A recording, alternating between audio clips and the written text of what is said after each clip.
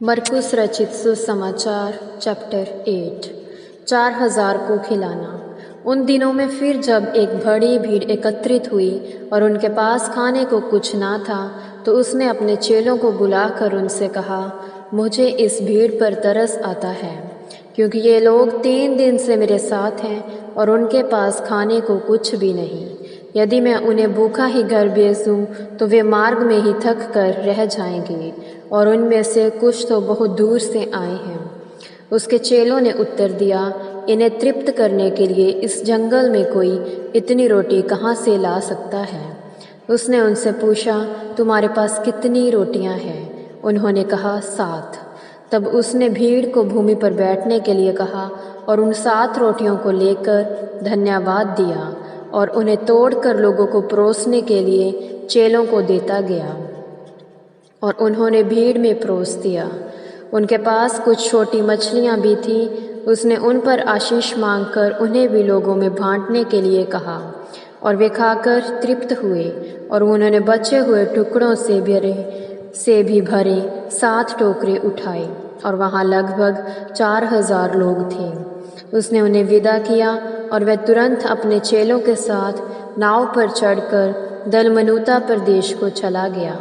फिर फरीसी आकर उससे विवाद करने लगे और उसकी परीक्षा करने के लिए उन्होंने उससे एक स्वर्गीय चिन्ह मांगा। उसने अपनी आत्मा में गहरी आह भर कर कहा, इस पीढ़ी के लोग चिन्ह क्यों मांगते हैं? मैं तुमसे सच कहता हूँ, इस पीढ़ी को कोई चिन्ह नहीं दिया जाएगा। और वह उन्हें छोड़कर फिर नाव पर चढ़ा और दूसरे किनारे पर चला गया। फरीसियों की शिक्षा का खमीर। और वे रोटी लेना भूल गए थे तथा नाव में उनके पास केवल एक ही रोटी थी। उसने उन्हें चेतावनी देते हुए कहा, देखो, फरीसियों के खमीर तथा हेरोदेस के खमीर से सावधान रहना। और वे रोटी ना होने के विषय में आपस में बातचीत करने लगे। यीशु ने जो जानते हुए उनसे कहा, तुम इस सोच विचार में क्यों पड़ गए कि तुम्हारे पास रोटी नहीं है?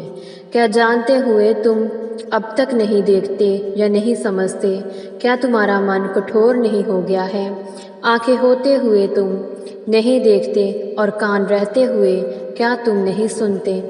और क्या तुम स्मरण नहीं करते, जब मैंने 5000 के लिए 5 रोटियां तोड़ी थी, तब तुमने टुकड़ों से भरी बड़ी बड़ी कितनी टोकरियां उठाई थी?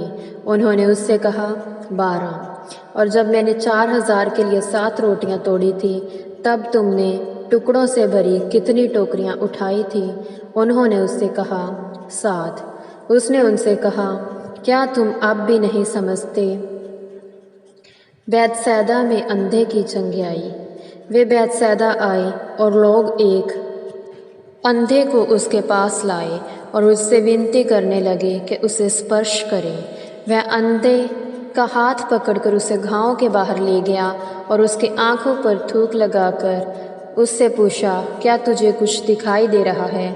उसने ऊपर देखकर कहा, मैं मनुष्य को देखता हूँ, परंतु वे मुझे चलते फिरते पेड़ों के समान दिखाई देते हैं। तब उसने पुनः उसकी आंखों पर हाथ रखे और वह बड़ी उत्सुकता से देखने लगा, और उसे फिर से दृष्टि प्राप्त हुई और वह सब कुछ साफ साफ देखने लगा।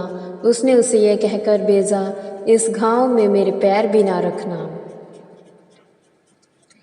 पतरस का यीशु को मसीह मानना। और यीशु अपने चेलों के साथ कैसरिया फिलिप्पी के गांव में गया। मार्ग में उसने अपने चेलों से ये कहते हुए पूछा, लोग क्या कहते हैं कि मैं कौन हूँ? उन्होंने कहा, यूहन्ना बपतिस्मा देने वाला, और कुछ लोग एलिया कहते हैं, और कुछ अन्य लोगों के अनुसार नबियों में से एक। और वह उनसे प्रश्न पूछता रहा, परंतु तुम क्या कहते हो कि मैं कौन हूँ? पतरस ने उत्तर देकर कहा, तू मसीह है। तब उसने उन्हें चेतावनी देकर कहा कि वे उसके बारे में किसी से ना कहें। मृत्यु के संबंध में भविष्यवाणी। तब वह उन्हें उपदेश देने लगा कि अवश्य है कि मनुष्य का पुत्र बहुत दुख उठाए और प्राचीनों, महायाजकों और शास्त्रियों द्वारा तिरस्कृत किया जाकर मार डाला जाए तथा 3 दिन के बाद पुनः जीवित हो उठे। वह ये बात स्पष्ट रूप से कह रहा था। इस पर पतरस उसे अलग ले जाकर झिड़कने लगा, परंतु उसने मुड़कर चेलों की ओर देखा और पतरस को डांट कर कहा, हे शैतान, मेरे आगे से हट जा। तू तो परमेश्वर की बातों पर नहीं वरन मनुष्य की बातों पर मन लगाता है। उसने जनसमूह सहित चेलों को पास बुलाया और लोगों से कहा, यदि कोई मेरे पीछे आना चाहे तो वह अपने आप का त्याग करे और अपना क्रूस उठाकर मेरे पीछे चले। क्योंकि जो अपने प्राण बचाना चाहे वह उसे खोएगा, परंतु जो कोई मेरे और सुसमाचार के लिए अपना प्राण खोता है वह उसे बचाएगा। क्योंकि यदि मनुष्य सारे जगत को प्राप्त कर ले और अपने प्राण को खो दे तो उसे क्या लाभ, क्योंकि मनुष्य अपने प्राण के बदले क्या देगा।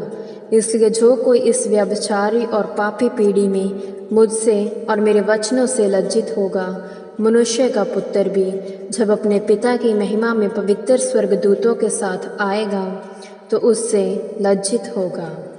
यह प्रभु की वाणी है। ईश्वर को धन्यवाद।